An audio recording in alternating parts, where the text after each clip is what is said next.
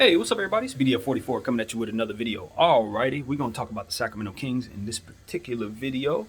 Kind of break down their roster and just give you an understanding of what my limited understanding is about one of my cross-state rivals. So, first, you want to talk about Darren Fox if you're going to talk about the Sacramento Kings. That's the guy who's going to come up first. The guy they gave the max contract to. Guy they drafted a few years back and has developed extremely well for their team. Just a superior speed athlete. This dude can run faster than probably everybody. Probably everybody in the league. I think he might be the fastest guy in the league. Him, John Wall, a few other names. But I think Darren Fox might actually be the fastest guy in the league right now.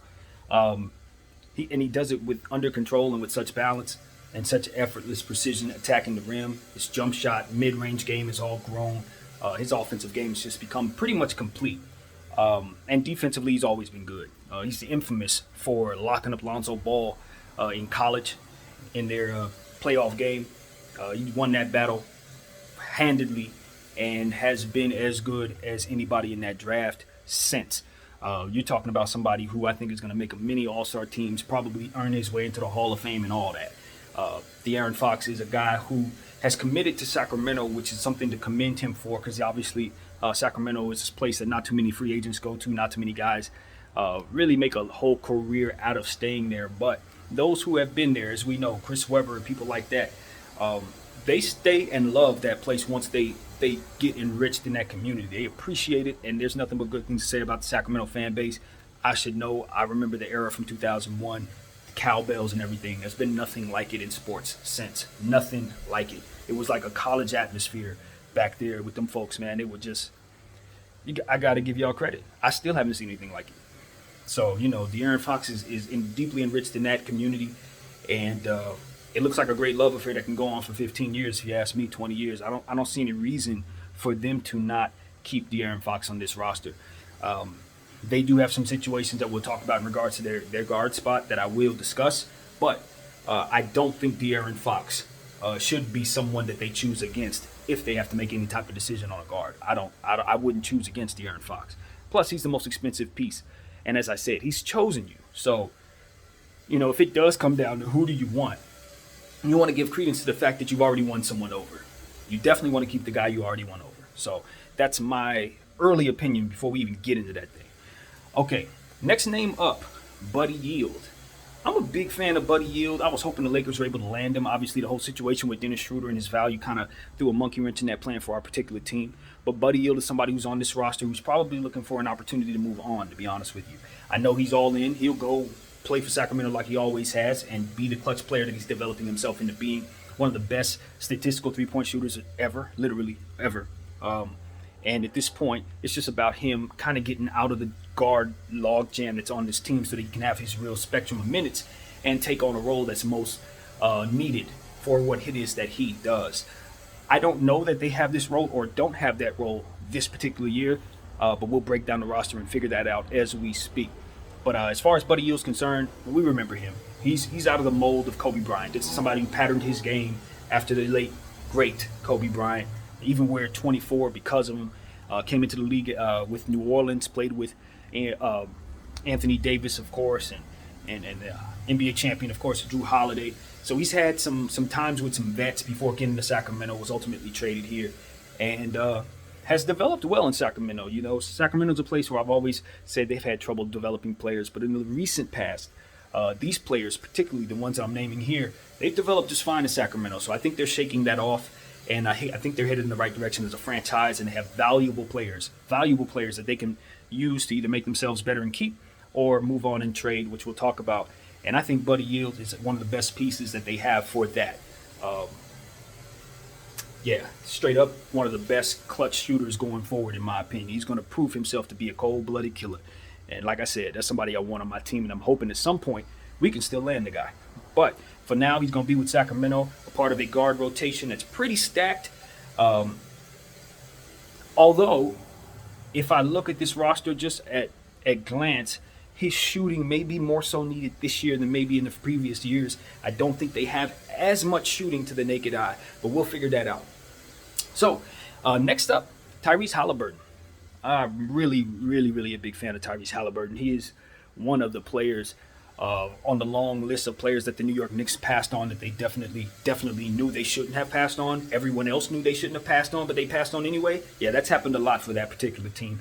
Usually it happens to Sacramento a lot too, but in this case, they didn't pass up on Ty Halliburton. He fell to them and they did the right thing. And basically, he's a almost complete player. If you ask me, he doesn't have too many holes in his game. He has translatable skills that will pretty much allow him to fit in every system the NBA has to offer. He's a defensive player. On that end, he gets in passing lanes, extremely intelligent, someone who doesn't mind getting in front of people, moving and sliding with people, being smart. And on the offensive end, he does everything. 3-level scorer, great from the line, slashes to the basket, creates for others, pass first, but can score from at will, shoots from behind the arc with ease. Even though his shot it looks funny, there's no hitch in it. It goes up and it goes in. He shoots a very good percentage from what I understand. I should have wrote that down. But all in all, Tyrese Halliburton is just a complete guard in his second year, early stages of his development, but more or less a complete guard. The problem that they have is that they have a couple of guys that are of all-star caliber, and of course we've spoken on Darren Fox, who's already been paid. So Tyrese Halliburton is one of those names on this team that make this team kind of stacked at the guard spot a little uncomfortably for my liking, just because the players are so good. Now, if they were a little bit further down in tier in terms of their upside, since these are all young players, I would be like, yo, there's no issue. But because they all should be starting somewhere, it is an issue. So that's why I'm kind of I'm setting you guys up to understand that that's kind of how the vibe is in regards to my view on this team. Next name we're going to talk about is Rashaan Holmes, a center who just re-signed with the Sacramento Kings, and he's a stud, man. This is a stud. The only problem that I've ever had with Rashaan Holmes is his injury issues. He has had issues that have kept him out for lengths of a time, but this is a guy who came in with Philly during the process, the beginning of the process era. He was one of their many draft picks, and he came in and showed them in limited minutes, and when given them, because they had so many players that they were stacking on top of each other at the time, that he could play, and that he deserved to get the hell out of there. And he did. He found his way out of there. I don't remember where he went second, to be honest with you, but he has landed Sacramento, I think, about 3 years ago, and has just been a fantastic player continuously for this squad. They've kind of brought him along slowly, didn't want to quite give him the keys to the car in terms of the center position in the past, but I believe he did start last year, and he ran with it. In a year where he was going after his contract year, and played well, put up the double-double every night type of thing that you would expect from him, and it's just really made himself one of the more reliable rebounding centers in all of basketball, in my opinion. Underrated, super underrated in my opinion. This is somebody you can definitely count on in fantasy basketball if you're a fantasy basketball fan. His ADP is lower than it should be. One of the guys that I picked up a whole lot because of it. So if you're an ESPN guy, ESPN fantasy and you're drafting, you'll see Rashaan Holmes. He's way at the bottom, and he shouldn't be. Just like John Collins. It's like their ADP is way off. So, Rashaan Holmes, definitely somebody that I think the Sacramento Kings are going to enjoy having on their team going forward. I don't remember his contract being something that made my eyebrows raise in terms of it being very bad or anything like that. I think it was solid, but I don't have those numbers in front of me at this time. So, moving on, we'll talk about another center on the team, Alex Len. It's a guy that they picked up a couple years back. Started his career early draft pick with the Phoenix Suns. I think he was drafted like third or something, maybe like 6 years ago. Has jumped around, played with Atlanta. I don't remember all the places he's been, to be honest with you. But he lands here in Sacramento, I believe, last year, and has re-signed with them once again. Just going to boost their center position. Guy who's going to attack the basket from the inside. Doesn't have a whole lot of skills outside of the paint, but he's going to rebound. He has a high motor, and he's aggressive. He runs the floor pretty well too, from what I've seen. So he's just a guy on the back of the bench at this point, but he does provide quite a bit of a service when his number is called, and it usually is called because most of the teams that he's been in the fortuitous circumstance where guys get hurt and he gets minutes. So let's hope that doesn't happen in this case, but everyone has a healthy season. All right, next name up, and I'm kind of getting away from Davion Mitchell. That name is coming, but the thing about it is I have a lot of notes I'm writing down, so I'm going to talk about him as I talk about the rookies at the end of the video. But Davion Mitchell is extremely important, and I haven't forgotten about him. All right, next up, Tristan Thompson. Tristan Thompson is a guy who's a little long in the tooth at this point, but I do believe he's going to provide a great deal of veteran leadership in that front court. He's going to help Alex Len and Rashaan Holmes and a few of the other guys we're going to mention, of course, that at the big position. He's going to be a guy that's going to reel in the defense. I believe the Sacramento Kings are going to be a significantly better defensive team because of the presence of a guy like Tristan Thompson from a strategic standpoint. He's going to help them. He's going to rondo their defense if he's used properly by their coaching staff, because he is a guy who's won championships. He is a guy who's been in situations where he's been asked to do multiple things within the confines of a defensive side of the ball.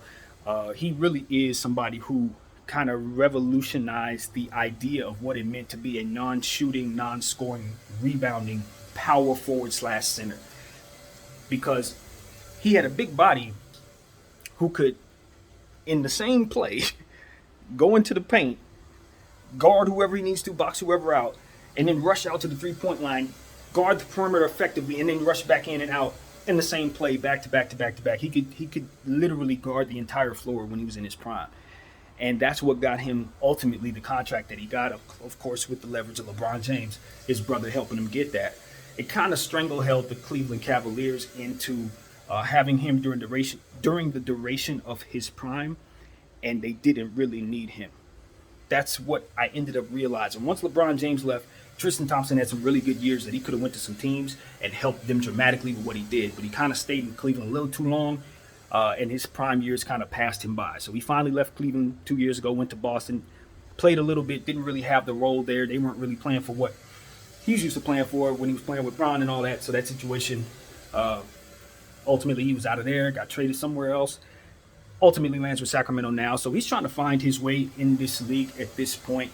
I think he's a fantastic candidate to be bought out of this team and to probably sign with a Lakers or a Nets or something like that during the end of this season. Unless the Sacramento Kings step up and be a playoff team, as to which he'll be a part of this.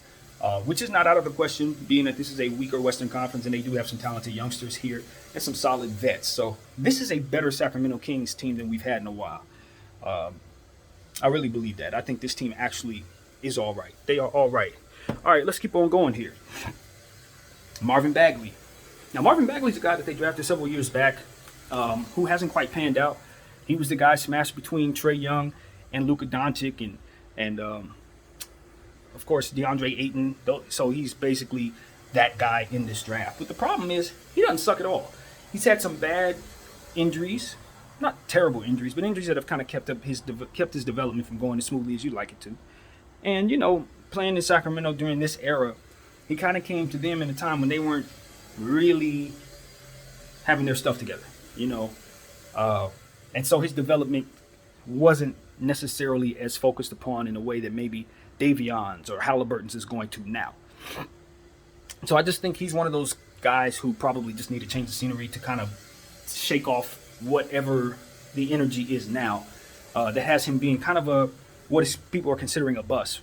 When his talent level and his production is better than that. If you look at his numbers and you look at when he's on the floor and how he plays when he's on the floor, he's better than all the busts that ever busted. Like, he's better than all those guys. So if anything, it's just still early in his development, and I just think he needs to change the scenery, just like several other guys that we talk about regularly. Just been in their situation too long, and you don't want them to stay there too long, like Tristan Thompson, and just their whole prime wastes away. You want to see a guy like Marvin Bagley play meaningful minutes, and most importantly, you want to see him get out of a situation that has, for him, been kind of tumultuous. And that's the thing. It's like, even though the situation's getting better, you look at a guy like Markkanen, for example. I can make this argument with him. Like, even though his situation was getting better in Chicago, he's been there for as long as it's been bad. He just wants something better for himself. Even though the situation has literally improved, he don't want to see it through. AD, same thing in New Orleans. Once they got Zion, I could argue he should have stayed there and played with Zion, but he was ready to go. When you've been there for 8 years, this is year 9, I don't care that y'all getting better. I just want to get gone. So I understand that mentality. I'm not saying that's what Marvin is feeling. I don't know that Marvin's feeling that at all. But given the fact that things have gone the way they are, if he did feel that way, I wouldn't blame him. Put it like that. So next up, Harrison Barnes. Oh, and I didn't talk enough about Bagley. Basically, he's a shot blocker, y'all. He can hit a mid-range shot. He can dunk a ball. I don't think he's a three-point shooter. He can run the floor pretty well. Ultimately, when he's healthy, you're looking at him to help you defensively. Blocking shots, rebounding the ball, dunking the ball. And to just develop more. I think his shooting form is good enough He's a high-level athlete when healthy. He just needs to get out of the situation, given a proper role, and then just allowed to make mistakes and develop properly from this point. So that's why I wanted to finish off by saying about Marvin Bagley, center and power forward combination. Okay, Harrison Barnes. Harrison Barnes, of course, we know from the Golden State era. He was one of the first guys to kind of leave, to open up doors cap space wise for a guy like Kevin Durant. So yeah, he was able to get that first championship with Golden State, get that real, you know, championship experience before ultimately landing in Sacramento. Now, I think he was in Dallas for a quick second, too. If I'm not mistaken, he was the guy that was one of the people who experienced getting traded as they were coming out of the tunnel, getting ready for a game. He had to turn around and leave because Sacramento had ultimately made the deal for him. I do remember that. So that's one of the things that stands out about Harrison Barnes as well. He's a really, really good two-way guy. Underrated small forward in this league, big body, good mid-range guy, aggressive champion. You know, somebody who's been in the league for a while, but he's not out of his prime just yet. He's actually probably in the thick of his prime. And I think he, you know, when it really comes down to it, you're looking for him to help you with the scoring column. You know, when he's at his best, he's helping you 20, 25, 30 points. That's a real good game for him. He about 8 rebounds, something like that. You have a game like that, he makes your team that much better. I think the issue is he doesn't have games like that every day. And you would like for a guy with his cachet, or rather with his experience, to just give you more of the same every day. But all in all, this is a really good player who I think also at some point should be looking to get into a situation that can help him win again. Kind of just lost in Sacramento. You know, I look at what he's done for the last several years and I think, wow, if he could have been in, say, Clipperland, if he could have been in, you know, Boston or something, like he could have been the difference between them being what they were and being a lot better. But because he's been kind of stuck on this roster, kind of not playing for anything, his prime's kind of being wasted away in a situation that just hasn't been winning thus far. So I hate to be a Debbie Downer for all the Sacramento Kings fans who root for their team and love their players, but I really do look at your situation as a situation where in the past, guys have just gotten lost on your team. And I'm sure most of you guys agree. It is what it is. But I think they've turned things around, and that's the beauty of what I'm able to say. I don't think that's what's going on right now. So, moving on. Terence Davis. Terence Davis is a player that I think I've made many mistakes trying to describe to you guys. He's one of those dudes where I need to do more homework, and I just didn't do that. I've talked about Terence Davis quite a bit. I remember I made a mistake about his destination. I said that he went to Toronto from Sacramento, when it was actually the opposite. So, if anything, I don't know a whole lot about Terence Davis, but what I can tell you is when I did own him in fantasy, he was very, very consistent, scoring the ball, helping me get as far as I could go during the playoff times last season, or I think that was last season. So Terence Davis is a player at that small forward, shooting guard, I believe, position. Definitely somebody who can dunk a ball, somebody that they just paid, got re-signed with Sacramento, and I think he's going to have a bigger role than he's had in the past, kind of competing with Harrison Barnes for that small forward position. So I'm guessing he'll be the guy that they have backing up Harrison Barnes directly. And they'll rotate maybe Buddy Hield and Halliburton at times to try to play that position too. That's just a guess. But like I said, Terence Davis, that's a player I will encourage all you guys to do some homework on, because I've said enough mistakes. You go back and watch some of the videos, you see what I'm talking about. I don't know. I'm not going to lie. But moving forward, we're going to talk about a few players that I'm not familiar with as well, get their names said here, and then we'll go on to the rookies, talk about Davion Mitchell. All right, so these are the guys that I'm not quite familiar with. I do not know if they'll have big roles. I'm hopeful that they'll get enough of an opportunity to make names for themselves right away. Chris Silva, Robert Woodard, Jamius Ramsey, Lewis King, Nemius Kita, Kyle Guy, Chimzi Metu. Yeah, those are the names. Those are the names of the guys that I'm not familiar with there. But we do have a guy that I am familiar with on this list, Damien Jones, who played with the Lakers last year. I think he started his career with Phoenix, I want to say. But I loved what I saw out of Damien Jones, and I was very upset that my team let him go to you guys. I was very upset about that. I still think he's somebody who should be on this roster with the Lakers right now. He's exactly what we need. We're picking up DeAndre Jordan, and he's basically going to be more effective than DeAndre this season for you guys if you give him enough minutes, in my opinion. He's a guy who does exactly what you want DeAndre to do. He's a rebounder. He's a shot blocker. He's a guy who's going to catch all the lobs you throw at him. All the lobs, he's dunking on your head. Very long-armed center. Somebody who can do a lot of things athletically. Good motor, good attitude, great addition to your team. And the thing about it is, I know for a fact, I believe this for a fact. If something happens to a guy like Bagley, and you're forced to give this guy a bunch of minutes, he's going to make a name for himself. You watch. Remember, I just said that. Damien Jones is ready for a bigger role than any team has been able to give him at this point.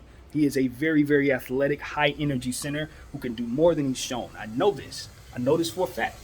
He can do more than he's shown. I'll leave it at that. All right. So, as I've named Nemius Kita, I put a little bit of information here about Nemius Kita, a rookie that they picked up this year, the 39th pick. He's a 7-foot center out of Portugal. So they've boosted their center position with some youth, and I think that'll be really cool. Gives them some more things on the back of the bench. So hopefully they can build up in development and have value for going forward. Kyle Guy, they took with the 55th pick in the draft this year. He's a 6'1" point guard out of Virginia. And of course, the guy I've been waiting to speak about because he's one of my favorite players in the draft and a very important piece of what they do. Davion Mitchell, off night, 6-foot shooting guard, point guard combination out of Baylor. They took with the 9th pick, and Davion Mitchell is, in my opinion, somebody who has number 2 guy or number 1 guy on a championship team upside. He's that. I don't know if he could be number 1 because he's only 6 feet tall, but the leadership on both sides. I have a weird feeling that if he develops exactly the way he's supposed to, he can be the head of a snake. He can literally be the head of a snake. Why? Because he's going to guard the best guard on the other end, and then he's going to make life hell for him on the other end. This is a guy who has, when you have a two-way player who's gifted on the defensive end and the offensive end, it's kind of not a whole lot to talk about other than this person's going to make all-star teams. Drew Holiday, Paul George, Kawhi Leonard. Like, you just keep naming off all these people. I think about Jason Kidd. I think about Gary Payton. All these different guys, or even some of the new guys that are coming in, like Jalen Suggs. Just fantastic on both sides of the floor. And he is yet another one of those guys. Donovan Mitchell, his twin, basically. They wear the same number, almost the same height, have the same type of everything, basically. Only, I think Davion is more gifted on the defensive end. So this is one of those situations where his upside's crazy. I would not be surprised if he reaches for the stars and lands amongst them just fine, because this dude has all kinds of skills. On-ball expert, a fearless pick-and-roll defender, an explosive athlete, an attack slasher, a quick and shifty ball handler. He has a great handle, y'all. This dude can dance with the best of them. He's a smooth shooter. He has great balance. He shot 44% from 3. Do you understand what I'm saying to you? And he shoots and makes playmaker. He's a playmaker for others. He averaged 5 assists in college on top of all of that.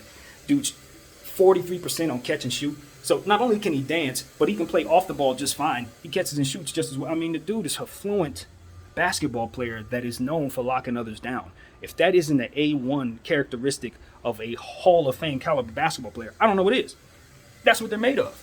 If you have a superior body and can do most of these things, you're going to be great.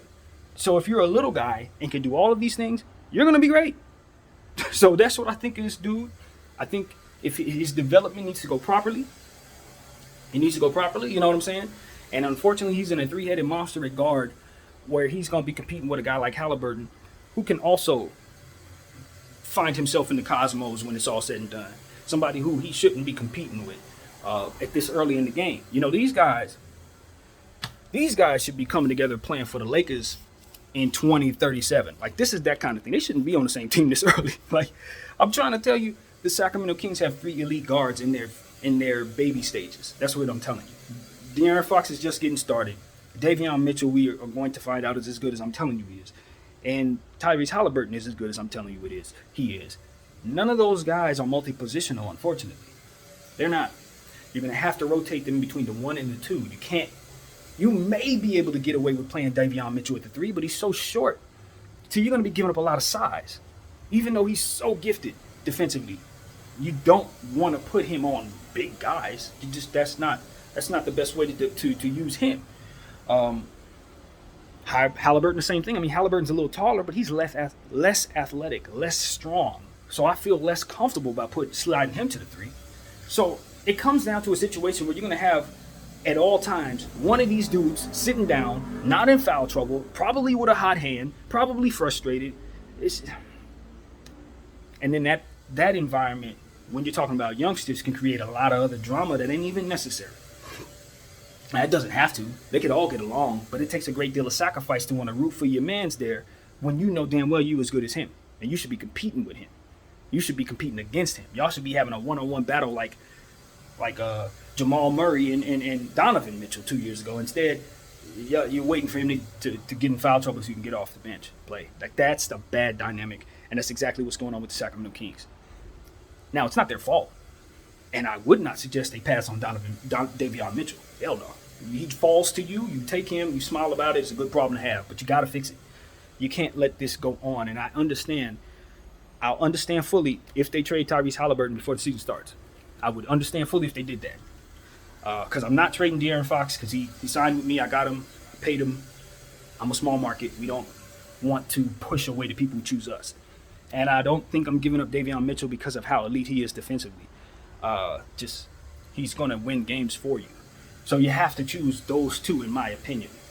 But Tyrese Halliburton's not the player you trade. If you're any of the other teams in this league and you consider trading him, I'm talking about you need to be, checked for your mental health. Like, you really have a mental problem if you're trying to trade Tyrese Halliburton. I still think the New York Knicks are absolutely out of their minds for not taking the kid. They need him. He's what they need. And they took a dunker. Whatever. Look, we're talking about the Kings. We're just going to move on. So basically that's what it is, man. In my opinion, the Sacramento Kings are going to have a fantastic year because they just picked up a guy who's probably going to be playing on their bench to start his career, who's probably going to be one of their best players, period. Guard who can probably win Rookie of the Year if he gets traded to the right situation right now, or at least be amongst the guys, of course. So I want to see Sacramento make a trade, and I want to see them trade Tyrese Halliburton, possibly Marvin Bagley, and make their roster make a little more sense so that a guy like Davion can spread his wings and side relief and just develop properly and turn into who he's supposed to be. While, of course, Tyrese Halliburton could do the exact same thing with his own team. That's what I want to see. That's what I think is necessary. Because it's going to be very difficult when it's time to keep these guys together, to get them all up to their potential, and then pay them all, and still keep a cohesive team around them. Building around three guards is a very bad thing because that means all of your bigs, the people with size, are going to, in theory, be lesser value players, lesser talented players. But when you go up against the Joel Embiid, you go up against the Anthony Davises of the world, you're going to get beat. Even though you have these fantastic guards, they can't affect them as much on the floor as maybe a big guy would, as a player with long arms, stuff like that. So even though they have talented bigs in place, they're going to have to let them go in order to create space to pay these three fantastic star-level guards. So better to cut ties with one of them sooner than later so that you don't find yourself in that situation when you've already fallen in love with them and can't stand to let any of them go, because that's inevitable. They're all very, very good. So you're not giving up on them. You're creating space because you don't really have a choice, and that's the way the fans have to look at this if they decide to trade those guys. If they don't trade those guys, you understand that you have a three-headed monster at point guard that you can't get the most out of. Know that today, before the season even starts, that one of these three players' value is going to be lower than it otherwise should be because of you and the role that you've placed them in. And I'll tell you something else. I'm a Laker fan. I've been watching Luke Walton since he came into the league out of Arizona. I know of Luke Walton, won championships with Luke Walton. I've seen Luke Walton at his best in Game 6 against Minnesota when he hit like 5 threes and won the game for us and sent us into the finals against, he knocked off, if I'm not mistaken, it was KG. I think that's who we were beating, either the Timberwolves that year or was it the Nuggets? I don't remember. But Luke Walton hit like 5 threes. He was the player of the game, and he sent us into the next round. That was just him at his finest hour. He was a fantastic passer. Couldn't dribble worth a damn, couldn't shoot worth a damn, had no athleticism at all. One of the worst players ever put on purple and gold, ever. And we love him. Don't get it twisted. I love him. He's family. We won championship with this guy. He's family. But he sucked. Bad. And as a coach, great attitude. Terrible rotations. Terrible. The worst rotations coach ever for the Lakers. Ever. It's not close. And I've been watching since Del Harris. You understand what I'm saying? 1994. Luke Walton's the worst rotations coach the Lakers ever had. And some of those issues, he didn't shake those off, man. Sacramento, it pains me to say this. I don't think he's the guy for the job. I think he needs to be under someone who can help him with his weaknesses, because he really brings a fantastic attitude. He brings a fantastic family-oriented situation. Everybody on this team was happy to be here. The kids, we were losing and we were happy. He created that environment. So he's good around young players. I can speak to his strengths. He's good around young players. But when he's the guy that you're saying, make the rotation happen, he going to put players on the floor that don't make no sense at all. And you're going to see them down there, and they're going to lose, and they're going to lose bad. And you're going to see players sitting on the bench that should be out there, and you're going to be mad about it. That is just what it is. I've seen enough. I just know this already. I've seen enough. So, Luke, family, Laker for life, NBA champion. He gave us most of his career. That's a guy that you know, hey, that's family, bro. I can talk about him. You can't. That's how I feel about that. However, fam, listen, I don't think he should be the head coach of the Sacramento Kings. They have a very, very serious situation here with these youngsters, and they're going to do some losing. And you need to at least have your rotations in place so that each and every player knows exactly what they're supposed to be doing in this situation, so that they feel like they're a part of something they can grow in. Because if you have funky lineups on the floor and everybody's out of sorts, it just makes for a worse environment, even though you're a great guy.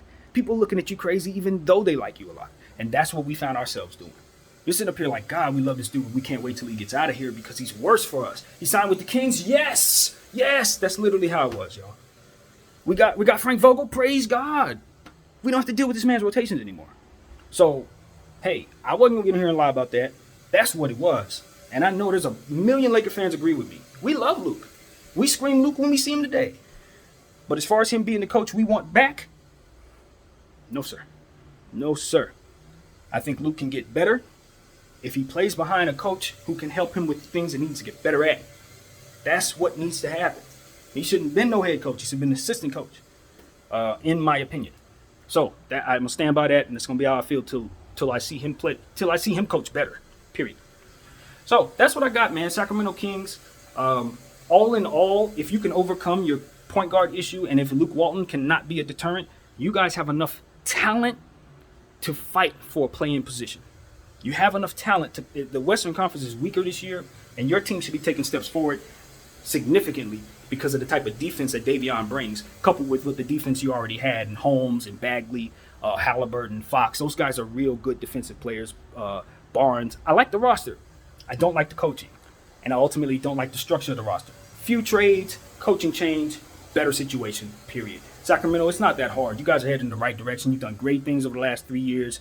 You've turned it around in terms of developing players, so I know you're on the right track. That's really my opinion about the situation. Even if you don't make the playoffs, as long as you keep your picks going in to the next year, the future is looking pretty dang bright, because those stud guards you have are not going to fall off. I don't see that coming, health permitting. They're going to be just fine. So that's what I got, man. My name is BDF44. I'm going to continue to give you as many rosters as I can. I'm just a guy, not an expert. So take my opinion with a grain of salt, as they say.